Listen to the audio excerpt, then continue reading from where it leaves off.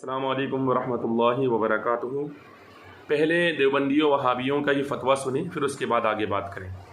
حضرات، دیوبندیوں کا بہت بڑا ملا رشید احمد گنگوہی اپنی کتاب فتاوی رشیدیہ کے صفحہ نمبر 114 پر ایک سوال ہوتا ہے، اس سے فتویٰ لکھتا ہے۔ سوال لکھا جاتا ہے، محفل میلاد شریف و قیام میلاد و عود و لوبان سلگانے، فرش و چوکی بچھانے و تاریخ معین کرنے وغیرہ بحیت مشہورہ و مروجہ اس زمانے میں آیا، اس طریقے سے محفل میلاد جائز ہے یا نہیں؟ اگر جائز ہے تو کس دلیل سے یہ سوال کیا گیا؟ جواب: یہ محفل چونکہ زمانہ فخر عالم علیہ السلام میں اور زمانہ صحابہ رضی اللہ تعالیٰ عنہم اجمعین میں اور زمانہ تابعین اور طبع تابعین اور زمانہ مجتہدین علیہ الرحمہ میں نہیں ہوئی۔ اس کا ایجاد بعد 600 سال کے ایک بادشاہ نے کیا، اس کو اکثر اہل تاریخ فاسق لکھتے ہیں، لہٰذا یہ مجلس بدعت ضلالہ ہے۔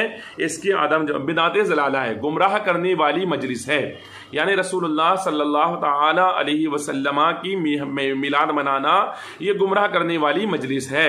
برادران ملت اسلامیہ، اب آپ اس کو سنیں۔ اوروں کے سکھ چین کی خاطر ہر سنکٹ میں گھرنا ہے، یہی رام کے لیک کی ریکھا آ گیا اب وشواس۔ جب جب رام نے جنم لیا تب تب پایا بنواس۔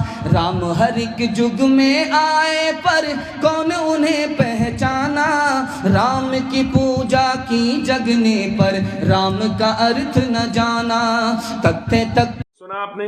اب ہم رشید احمد گنگوہی صاحب سے سوال پوچھتے ہیں اور تمام دیوبندیوں سے سوال پوچھتے ہیں کہ محفل میلاد جس طرح آج مروج ہوتی ہے اس اعتبار سے کرنا ناجائز ہے اور بدعت ضلالہ یعنی گمراہی والی بدعت ہے، یعنی گمراہی والا کام ہے۔ تو اب ہم آپ سے پوچھتے ہیں کہ جو بھجن گا رہا ہے یہ کون سا کام ہے؟ اور حضرات ایک بات بتائیں مجھ کو، انسانی فطرت ہے، ہر آدمی اسی کی تعریف کرتا ہے، اسی کا ذکر کرتا ہے جس سے محبت کرتا ہے۔ ہم رسول اللہ سے محبت کرتے ہیں تو ان کے لیے محفل میلاد معین کرتے ہیں اور سجاتے ہیں اور جو کچھ بھی کرنا ہوتا ہے وہ کرتے ہیں، دن معین کرتے ہیں۔ اور تم جس سے محبت کرتے ہو اس کے لیے تم نے جلسہ سجایا اور بھجن گا لیا۔ تو اب پتہ لگ گیا مسلمانوں کو کہ تم لوگ مسلمان ہو ہی نہیں، اصل میں تم یہودی ہو، عیسائی ہو یا کوئی اور مذہب کے ماننے والے ہو۔ داڑھی اور ٹوپی لگا کر تم نے مسلمانوں کو بہکانے کے لیے یہ کام کرنا شروع کیا ہے۔ حضرات، اب آگے آپ ایک اور فتویٰ اس کا ملاحظہ کریں، صفحہ نمبر 139 پر ایک اور فتویٰ ہے جس میں اس سے پوچھا گیا ہے گنگوہی سے کہ ذکر شہادت امام حسین کرنا یہ جائز ہے یا ناجائز ہے؟ لکھتا ہے، ذکر شہادت کا ایام عشرہ محرم میں کرنا بمشابہت روافظ کے منع ہے اور ماتم نوحہ کرنا حرام ہے، یعنی ذکر شہادت امام حسین کرنا یہ ناجائز ہے، یہ جائز نہیں ہے۔ اور پھر لکھتا ہے نیچے کہ محرم میں ذکر شہادت حسین علیہ السلام کرنا اگرچہ بروایات صحیحہ ہو، صحیح روایت کے ساتھ ہو، یہ سبیل لگانا، شربت لگانا، چندہ دینا، یہ سب ناجائز ہے، روافظ کا طریقہ ہے اور حرام ہے۔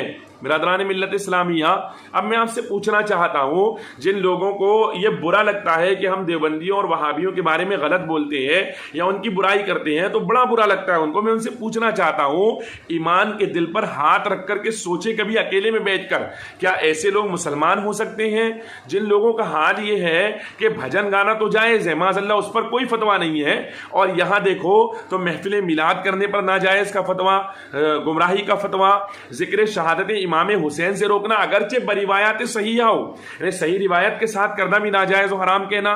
برادران ملت اسلامیہ، میں تو یہ سمجھتا ہوں کہ مسلمانوں سے ان کا کوئی تعلق ہو ہی نہیں سکتا، اسلام سے ایسے لوگوں کا کوئی تعلق نہیں ہو سکتا، لیکن اگر اس کے باوجود بھی کسی کے سمجھ میں نہیں آتا ہے اور ہم بتانے کے باوجود کہ بھئی یہ گوبر ہے لیکن وہ کہتے ہیں ہم تو کھائیں گے، تو بہرحال وہ کھائیں، ہمیں اس سے مطلب نہیں ہے۔ اگر اس کو کوئی یہ لگتا ہے، کسی کو یہ لگتا ہے کہ ہم برا کرتے ہیں تو ٹھیک ہے بھیا، ہم برائی بیان کرتے ہیں، لیکن کس کی؟ رسول اللہ سرور کائنات صلی اللہ علیہ وآلہ وسلم کے دشمنوں کی۔